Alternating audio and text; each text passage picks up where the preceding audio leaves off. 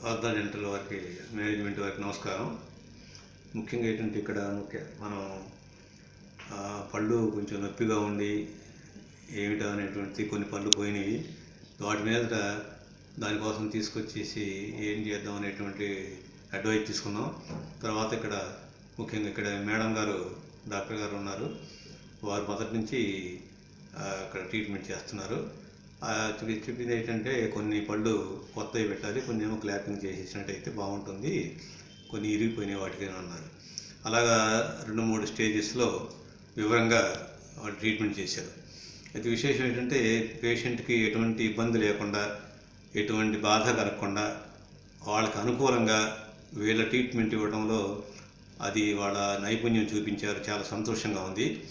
అంటే నేను చాలా చోట్ల కూడా చూశాను. అంటే నాకు 65 సంవత్సరాలు ఉన్నాయి కనుక ఈ మధ్యలో అనేకమైనటువంటి ట్రబుల్స్ వల్ల డెంటల్ వల్ల వెళ్ళినటువంటి ప్రదేశాలు అనేక చోట్ల చూశాను.